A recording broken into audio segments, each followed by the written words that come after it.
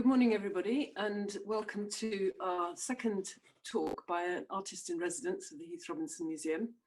My name is Veronica Chamberlain, and I'm a member of the committee of the Friends of the Heath Robinson Museum. It's lovely to see so many people here this morning.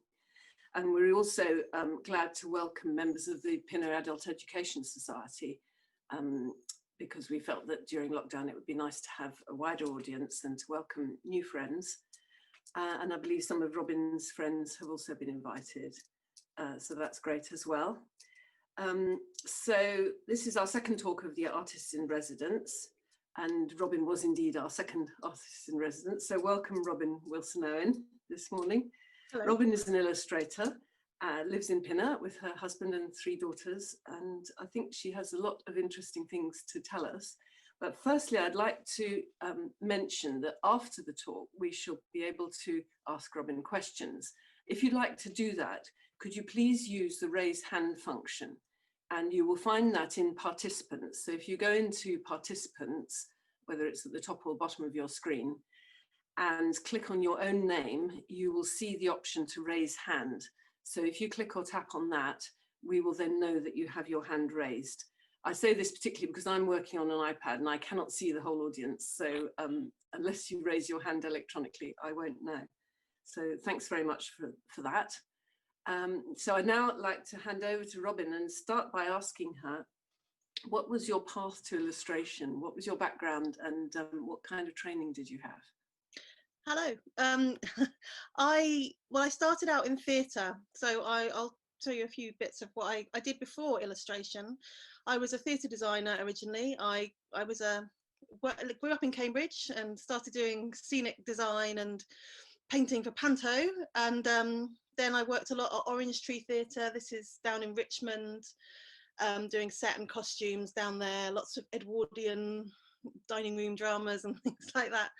I then started doing some kids theatre, and I did puppet design, and this is one that I did for Gamito Theatre Company, which was called Chester Toughnut, the tree mold, and I made all the puppets and things for this. And this sort of started my move into illustration, because I did all the puppets and the sets and the costumes and the little props and all sorts. And I did puppet making workshops with kids. And I also, these are my 2 darling daughters. I also did the illustration for all the publicity. So I then did, the design for the programme and for the advertising. And so that was the first sort of time that I did, started doing illustration. And I also did some stuff for, this was Pirates of Penzance. I started doing things for the programme. This was a show that went all around the world and all around the country and around Australia, and was wonderful. And so we did a journey of the show. So I did that illustration. And this is that show. It's an all-male show, and it's great fun. And it's being revived in December, hopefully, all being well, in the West End. So yeah, so that's where I came from. I then went to do. I have 3 children, and theatre is wonderful, but not hugely conducive to family life in many ways.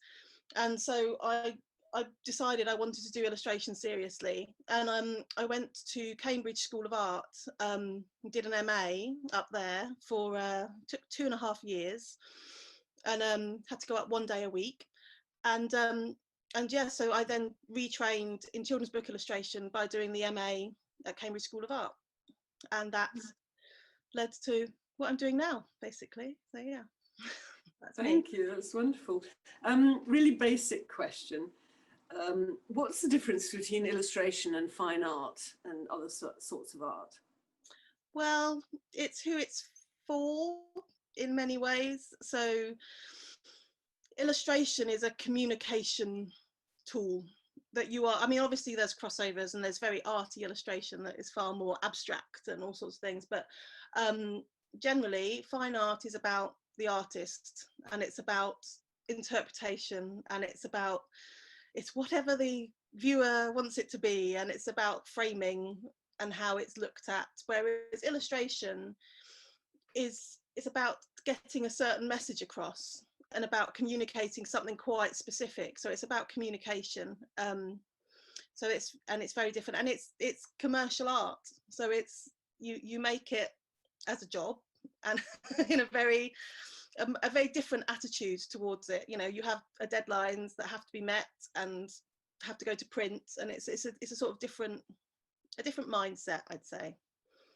I'm very much a commercial artist. I've never done fine art since A level, so I enjoy the design and communication side of it, definitely. And as we know, I mean, Heath Robinson was a wonderful illustrator. What do you think we can learn from him? Lots. Well, where do you start? Draftsmanship, the importance and the value of proper drawing, and also his ability to communicate a message on one level and on another level too. He I like him for I like my arts to kind of express, it's children's picture books, so it's not political, but everything, in my view, everything's a bit political, and so I draw the world around me, and I draw flat, sort of tower blocks and flats, people living in flats, and I draw normal life, everyday life, because I think those things are really important to show, and you know, their lives that often get forgotten about, the kind of life between playgroup and the school run and the park, and those things are important. And I think Heath Robinson was sort of had that view as well. I think there's a quote I've got from his what was it from his book How to Live in a Flat, where he says that since the primary purpose of flats is to enable at least 5 families to live where only one hung out before, thereby quintupling the landlord's income, they are apt to lack spaciousness.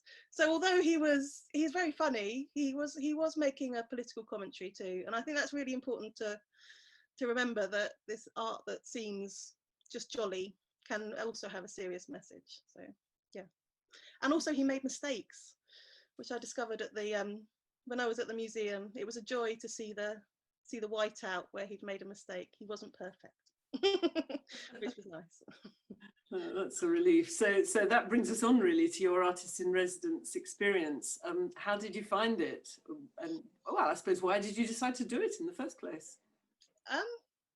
Well, I was asked, and I love Heath Robinson, and I love the idea of being there and being part of the community as well. What I do is I spend a lot of time working in my sketchbook. So these are just snaps from my sketchbook, and so I spend a lot of time just drawing the world around me, and so sort of being engaged in my community, and part of it is a massive part of what I do. So that was a really big thing for me, is just being there in a kind of, I viewed it as being part of a kind of artist zoo. I was there working and viewable through the glass, and chatting to people, and I love the idea of just being part of the artist as just a normal part of the community is really important to me. So that was the main thing. So yeah, these are wonderful sketches. I'm sure we can all recognise those people. So I guess you've covered this sort of. What inspires you? The world, suburbia. I mean, that's the other thing I have quite a lot in common with Heath Robinson, I guess. I'm all about, I live in suburbia, and I embrace suburbia and all its quirks, and just normal everyday life. My stories and everything come from just watching my children, watching their friends, and thinking of what they're doing, and thinking of what they're seeing and what they're imagining, which is sometimes different from what an adult might see or imagine. But that's where from chatting to people, from chatting to the wonderful volunteers at the museum, they gave me ideas there. Can you think of any examples of how your children have taught you something that you hadn't thought of before? Well, here we go. So this is how I look for baddies here. Looking in paintings I was looking for baddies. I'll skip. Here we go. So this is a really good example actually of everyday life. which was a trip to the Museum of London in, the word's gone from me, it's completely In the Barbican. Barbican, of course, the Barbican. And that then transfers to, so this is a spread from a picture book, so it informs my drawing completely. And then you can see here, you might recognise these trees, maybe from the Memorial Park, and that then becomes something else because they look quite threatening. And there's things, so work that I've done, so I've done things like there's a book called Hedge Lion, which is entirely based on our walk to school with my youngest daughter and walking through Pinner, and she used to describe what the bushes looked like monsters, and there was a gate which is actually in the book, you'll see later, which is the gate of the Catholic minister on Love Lane that she always had to shut. And so I thought to myself, well, what if she's determined to shut the gate, you know, what could she be trying to keep in? And then I thought, well, what if she let it out? And that turned, those two kind of ideas of the hedge monsters and the gate turned into Hedge Lion, which is through here somewhere, but yes. Here we go, here's Hedge Lion.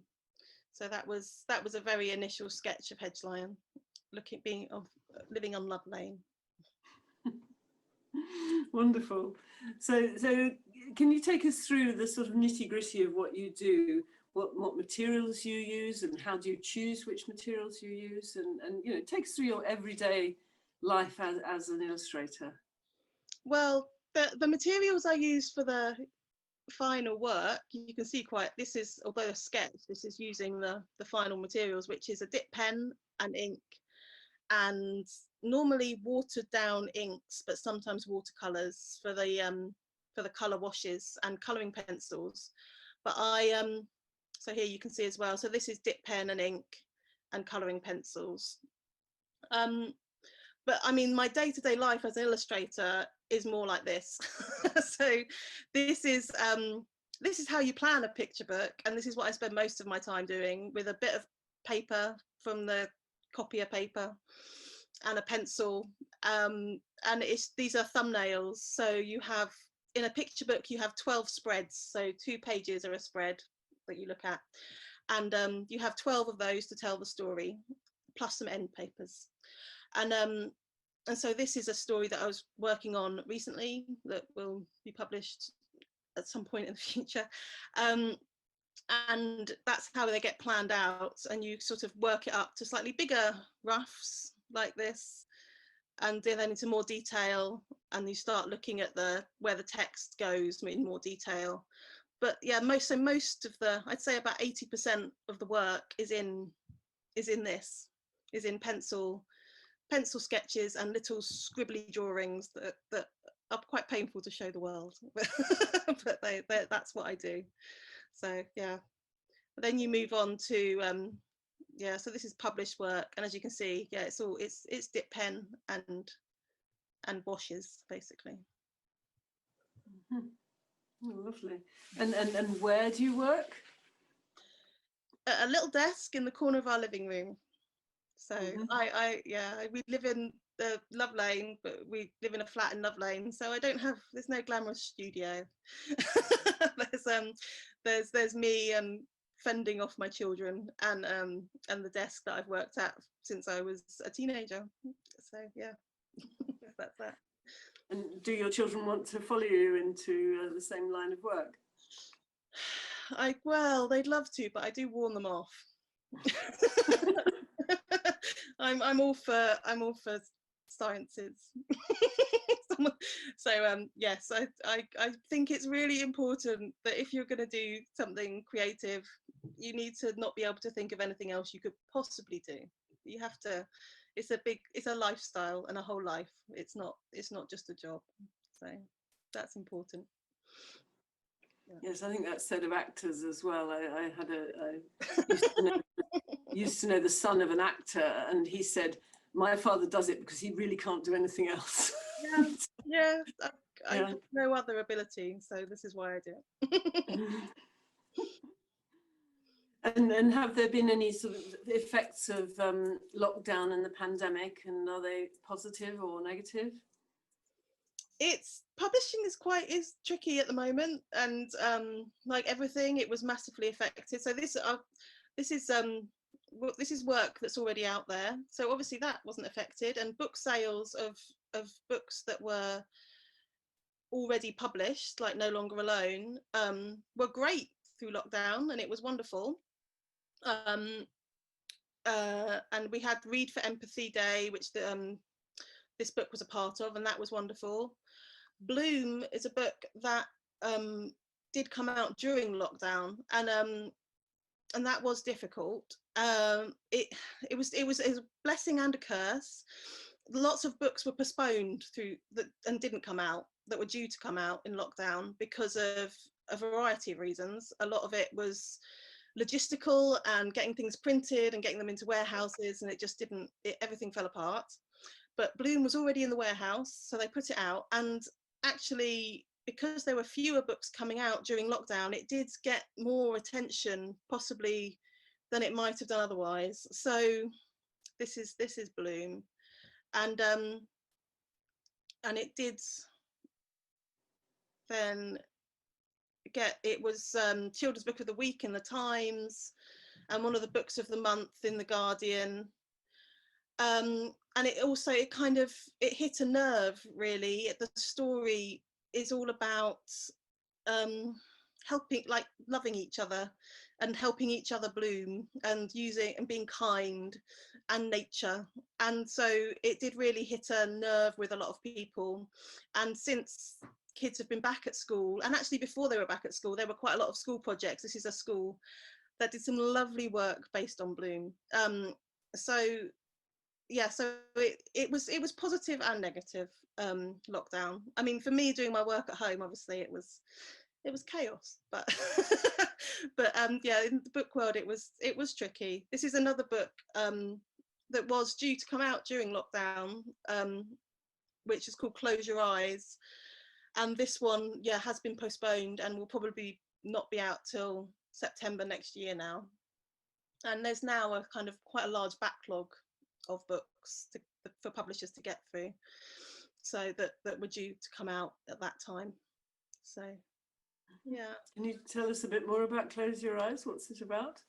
Close Your Eyes. This is a book my lovely ladies from the museum know very well, because this was done at the museum, and it's a book which is essentially a game.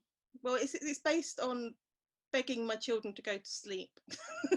Just close your eyes, please, was what I spent a lot of time saying. And so I thought, well, if we just have a book which repeats that over and over again, then maybe that would work.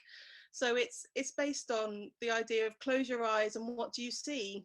So these little babies, all the text is close your eyes and what do you see? Can you see, the universe inside you? Can you see stars? Can you see all sorts of things? And then the babies go under the cover and find themselves on an adventure in a little dream world. So and then it starts being, keep your eyes closed, what can you see? To encourage them to stay asleep. So they fall asleep in a tree, and then they get taken home by a bear and end up back in bed. So it's based on my life, but I did practice it on the wonderful volunteers at the museum, and they said it made them very sleepy. So my hope is that it'll cure bedtime for everyone. Has it done it for your own children? No, well, my youngest is now 7, so we're a bit beyond this. So I'm torn between wanting it to solve the bedtime problem for all and being very upset that I didn't come up with it earlier if it does. So yes, and then the local book Hedge Lion will be out after that. That's the one I'm currently doing the artwork for, and you might, if you are familiar with Love Lane, you will recognise this gate, which is the Catholic priest's gate that my daughter swings on. He's very nice about it. He's a very nice man. But yeah, so that's the Love Lane Hedge Lion. And this was actually the book that got me my first sort of, or the work that got me my first deal and my agent, because I said earlier I did the MA, but I did the first year of the MA, and then I didn't have the cash for the tuition fees for the second year at all. So I did a crowdfunding sort of campaign, and I made prints of Hedge Lion and a miniature version of the story, and did that as an online kind of campaign, and raised the money for my fees, which was wonderful.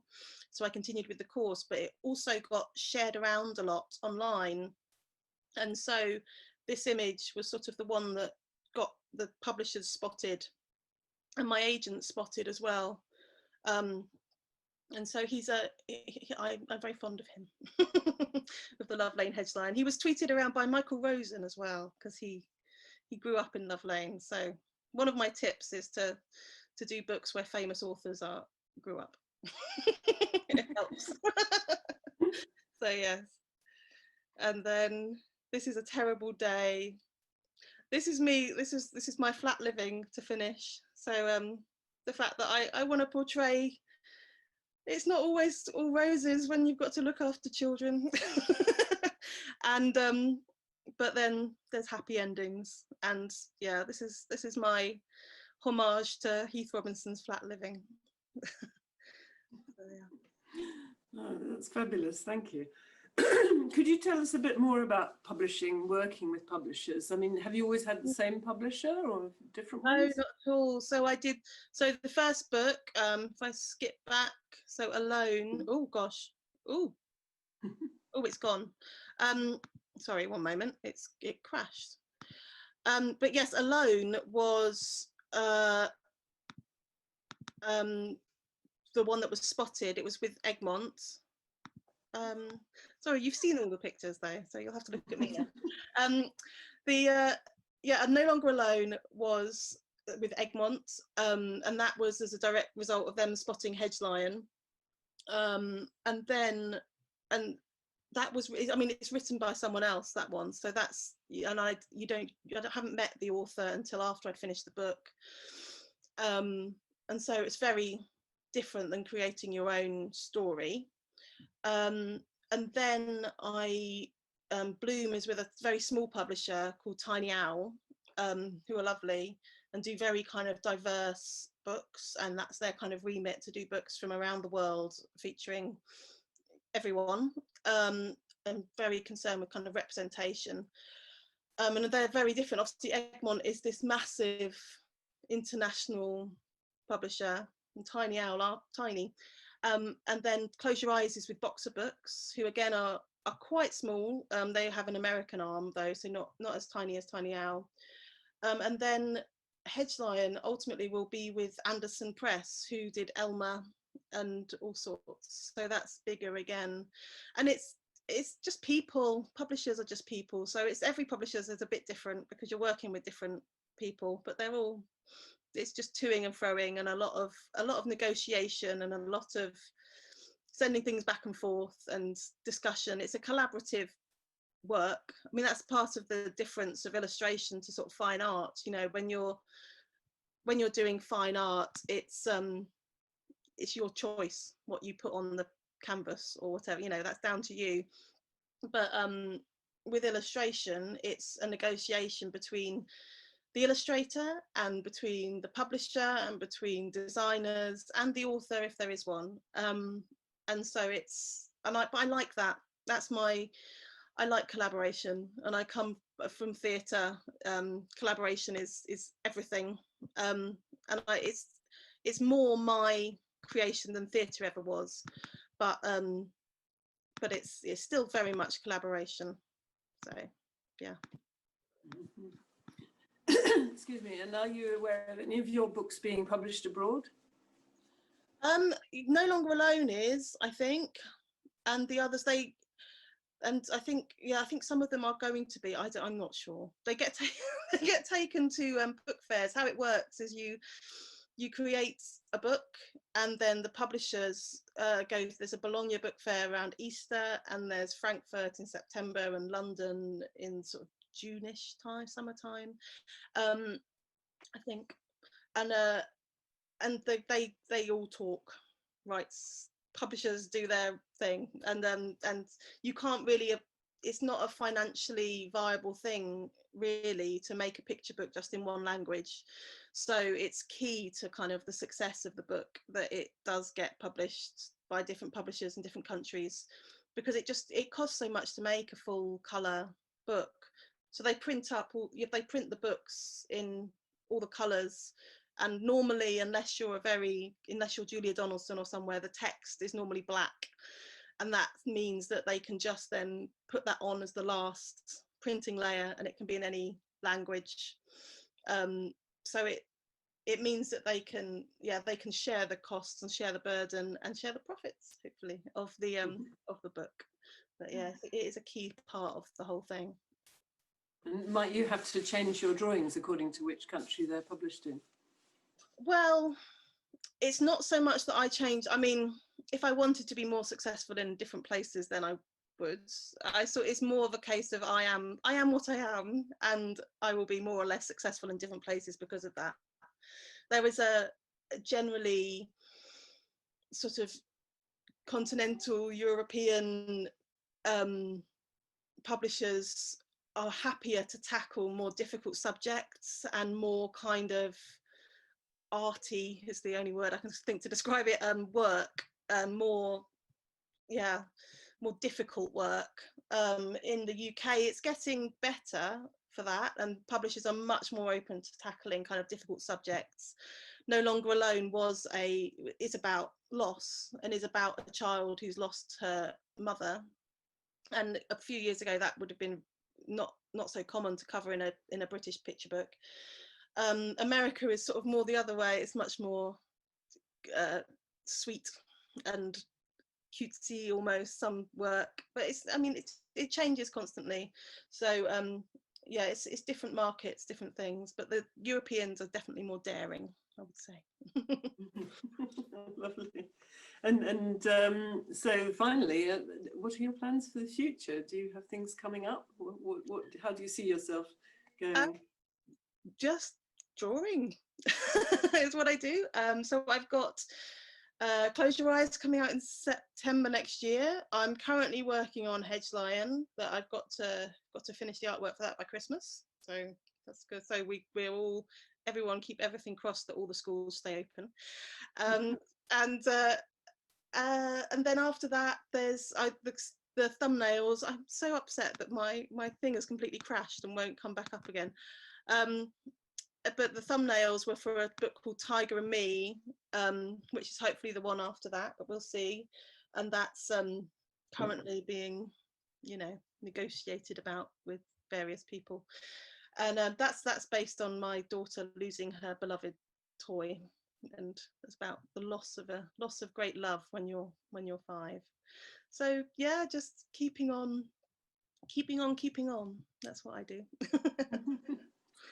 Well, thank you very much. I'm sure I can speak for everyone when I say how much we've enjoyed hearing and seeing your work.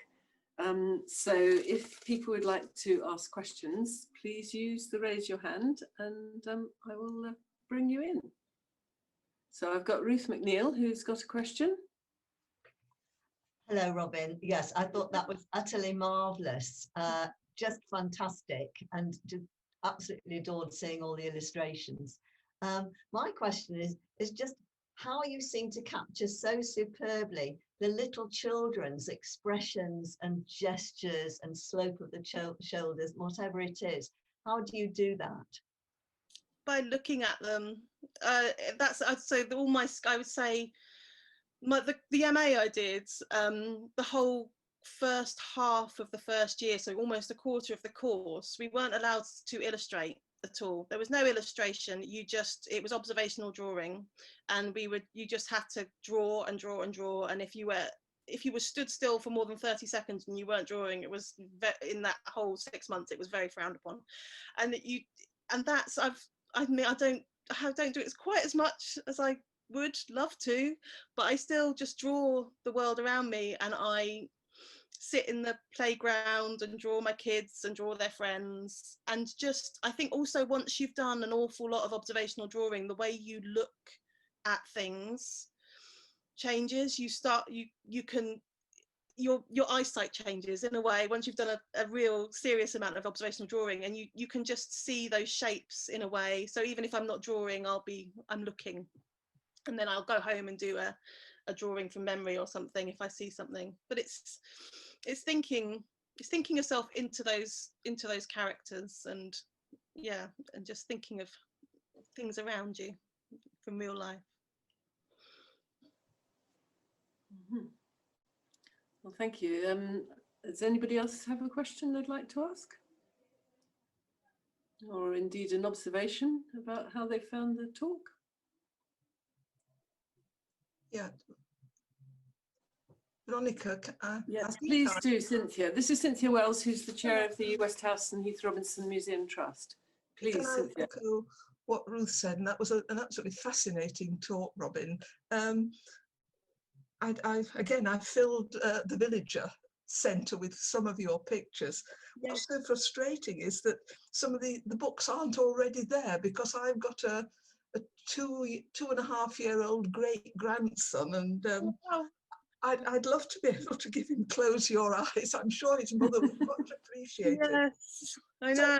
It's terrible. It should be. It's a need. It needs to be out there to help everyone. Yeah. So Bloom is available, is it? Yes, that's yeah, and can be ordered through Brooks, obviously. And yes, is available from all the places that you buy books. And the other one is No Longer Alone. That one's out, is it? Yeah, that's there. Yeah. Yes. And we're waiting for The Lion and the Tiger and Me and Close Your Eyes. Yeah, they are all to come. Publishing is an agonizingly slow process. I never realised that. I always thought, you did it and out it came. But then I would love it. I would love it if that were the case.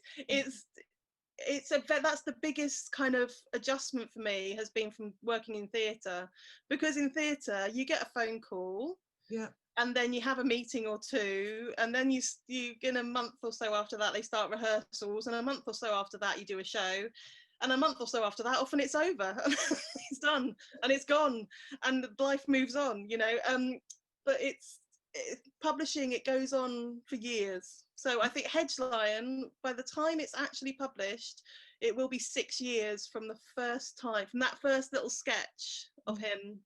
It will be 6 years to it actually being on the shelves. And it's a long old slog, but especially when you're creating a whole story, you're creating a whole world. So you're doing the job of the script writer and the set designer and the director and the actors and everything. So it takes a lot of time for me to create it, and then the printing process that's sent around the world to be printed.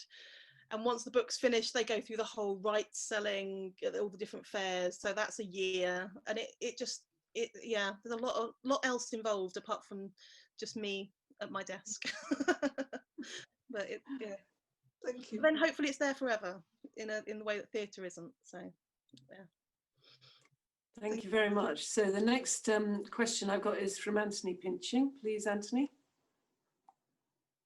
It's from me. He's gone out with the dogs again. Hello. It's from Catherine. Hi, Robyn. I really enjoyed that very much. Once I realised who you were from your name, which was like me, you work with a different name, or you're different from your husband's name.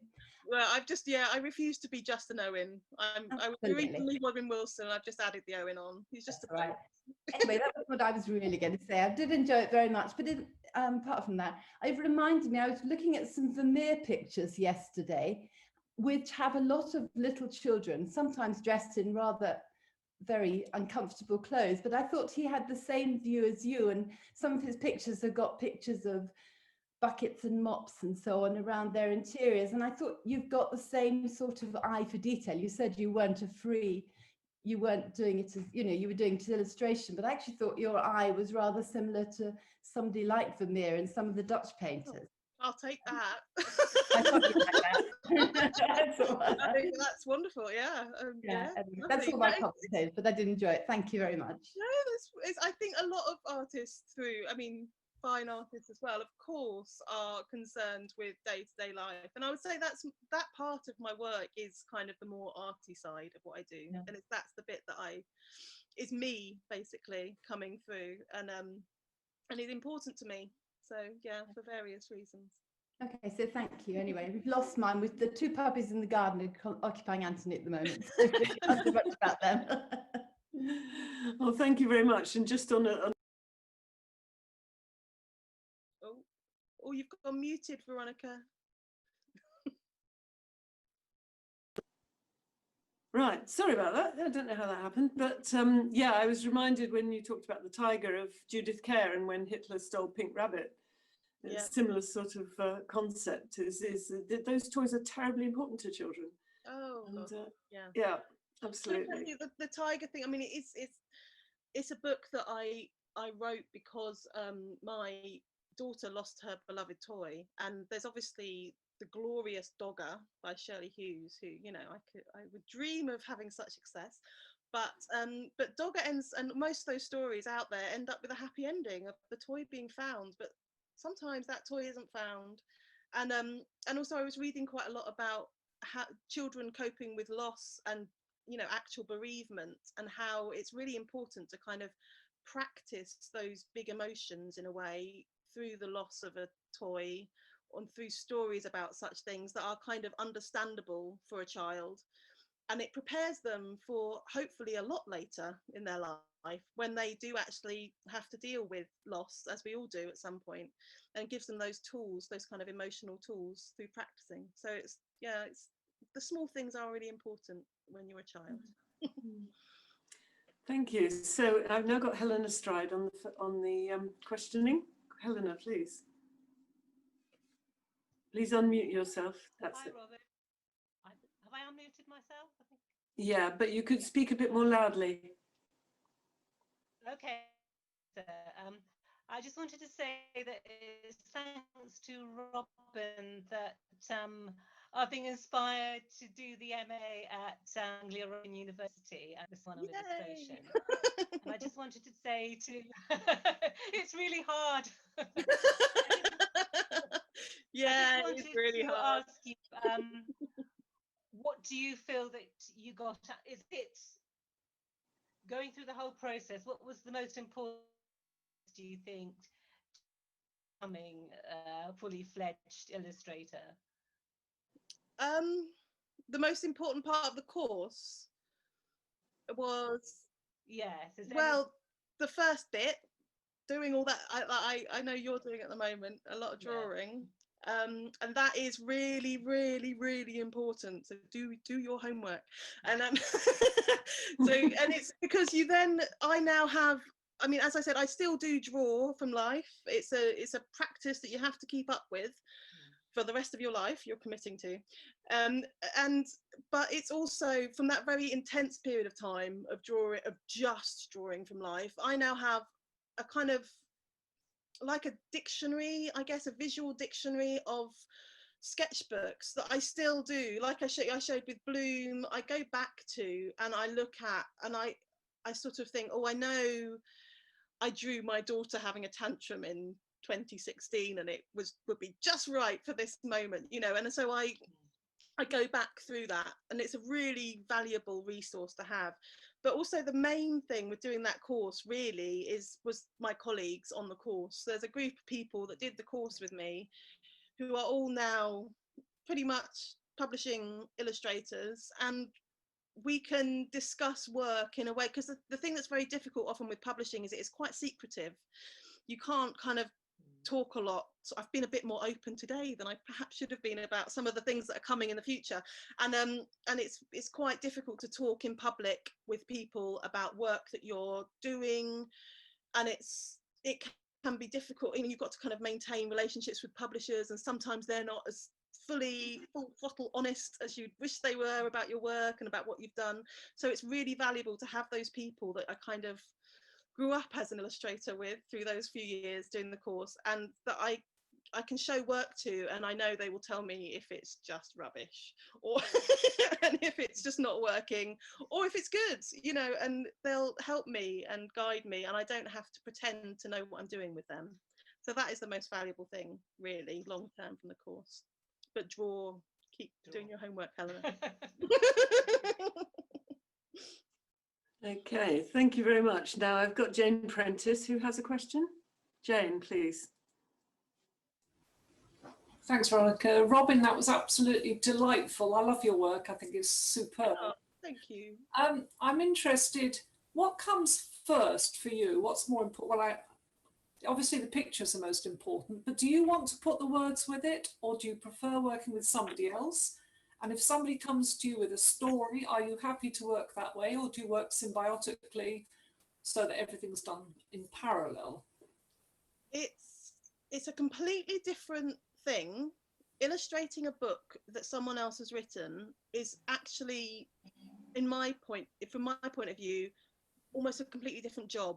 It's so different. And it's so the two books that I've done that other people have written, the text is done. They sometimes edit it a little bit as we go along.